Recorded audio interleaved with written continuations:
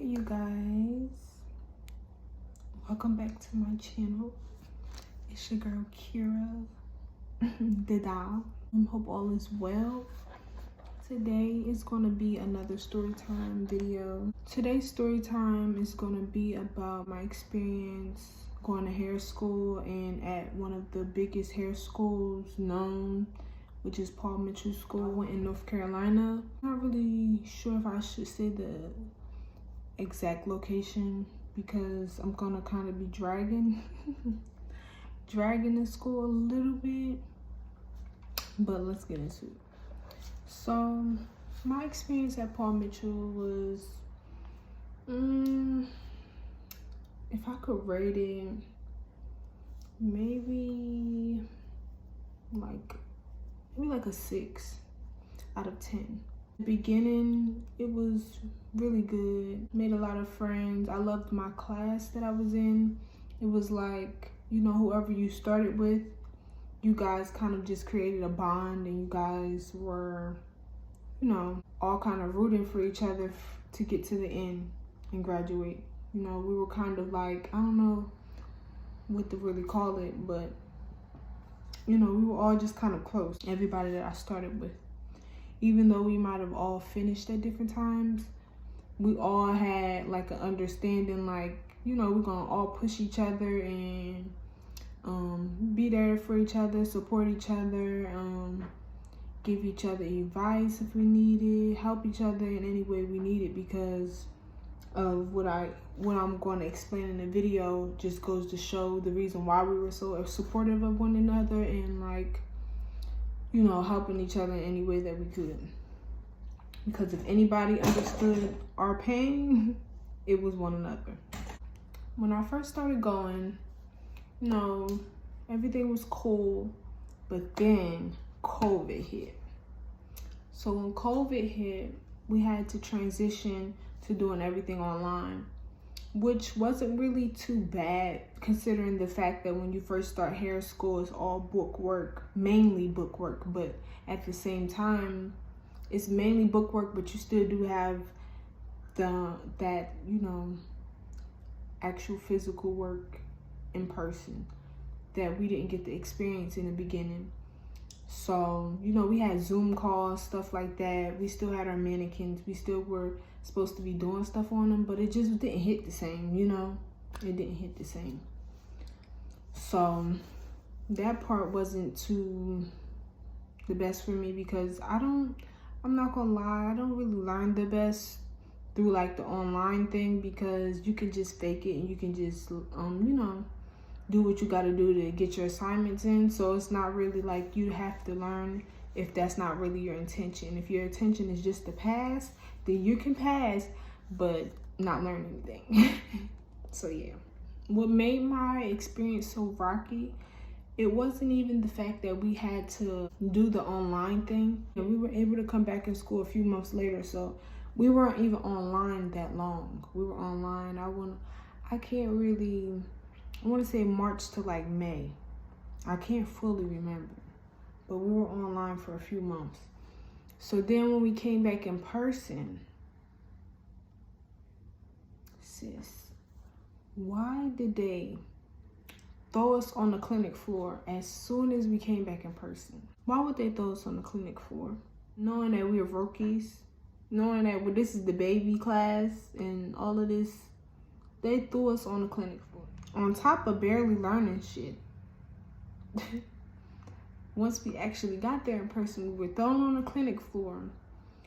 Mainly because of the fact that this school is a business at the end of the day. They have clients coming in, you know, they need people on the clinic floor to service these clients. Basically, is what the, you know, bigger scheme of everything was. It didn't have anything to do with us, if you want to really be real, because if it had anything to do with us, or if they were really interested in our best interest, they would have made sure we had a little bit more training before just throwing us on the floor. But they were worried about themselves and their business and making as much money as they could, so they threw us on the floor. to service these clients. So during COVID was like a time that I feel like a lot of businesses were losing their employees and stuff like that. So you guys already know how it was back then. So, you know, around this time, it was kind of hard for us on the clinic floor and with the teachers because we were losing teachers and like it weren't many teachers to begin with. The student to teacher ratio was horrendous. I don't know what the hell it was, but I will always sit there and think like, how, because I used to work with kids. So I know like it's a ratio, each age group and shit. So I was like, what is the ratio in here? Because it's like crazy. It's like about one teacher to about 20 to 30 people. I don't know. Like, it's crazy. So yeah, you can only imagine when you're on the floor, basically what you're doing. So each service that you're doing, if you're working on a mannequin or a real person, each service you're doing, you're getting this marked off by a teacher. So literally you're running around all day for each little thing you're doing, trying to get a teacher to sign you off. And that was the most frustrating shit ever. It was so frustrating. Like I literally had to stay longer because I didn't have mark-offs. Even though I knew damn well I did half of the shit, but half of the time, nobody's not about to chase these teachers down. So I ended up in the end having to do all of this stuff in the end just to get the mark-offs, even though I knew damn well I most likely did it. But sometimes I would just, you know, brush it off because it was just too much going on. Like I already got a few mark-offs that day or whatever, and then like by the end of the day, you ready to go home. Fuck the mark-off. Like, you know, like it's too much going on. You're chasing the teachers down. It takes about 15, 20 minutes to even get the mark-off. Like, you know, that's going to discourage you from wanting to do it. And then not only that, then the teachers, it's like sometimes they're running from you, they're ducking from you, they're hiding from you. It was a mess. It was a hot mess. It was a mess. The teachers also were going through their little emotions because they felt what we were feeling. Like, this isn't fair to these students. They're not getting the full experience, and it caused certain teachers to have to do more work than others, and in the end it caused some people to start leaving. So that was even more of a detriment on us because of, you know, these teachers. It was just a mess. Who's supposed to teach us anything? Like, we didn't learn a lot. We did not learn a lot that we were supposed to. We didn't learn much about facials. We didn't learn much on sort of skin side, makeup. We didn't really learn waxing. We rarely learned all the things that we were supposed to. Haircuts, we barely learned. Like, not scissor cuts, but clipper cuts. We barely learned. So it was just like, what was the point? I remember even one point where I sat down with the advisor and I talked to her about just how hard it was to get mark-offs and how hard it, like, the whole dynamic. And she was just trying to, like, downplay what I was saying and overall trying to make me feel crazy.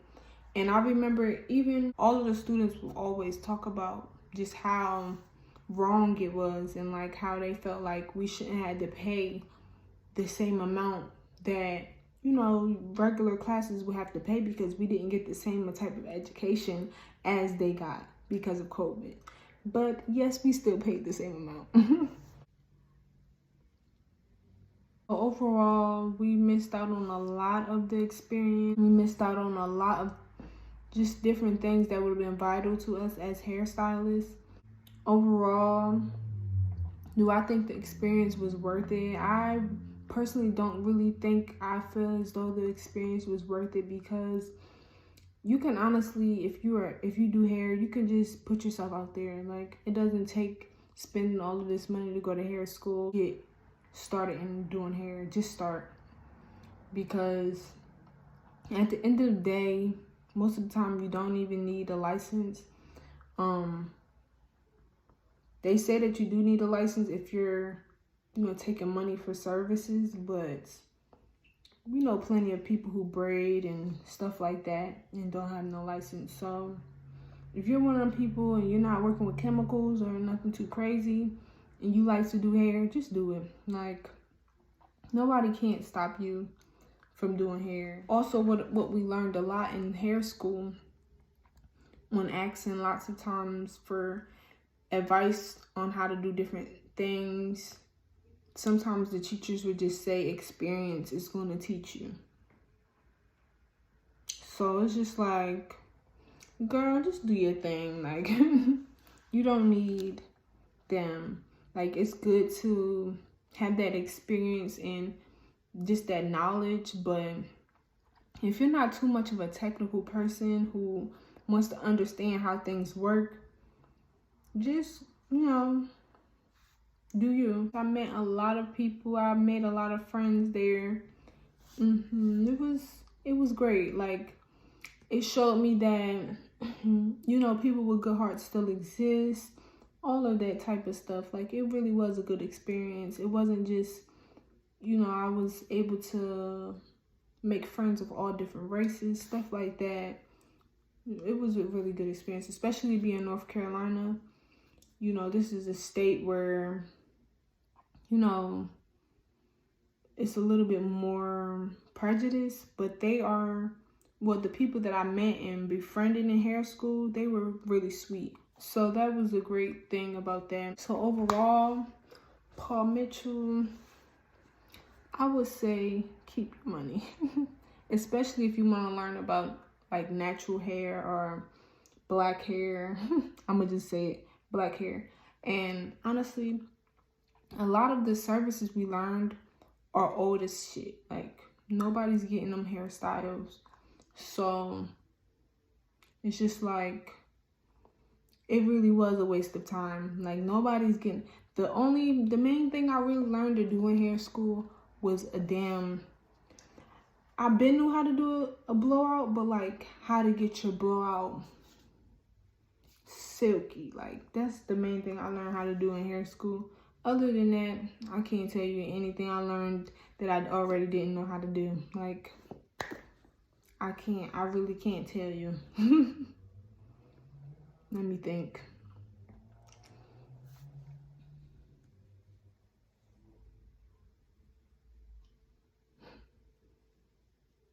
Learning a little bit about hair cutting.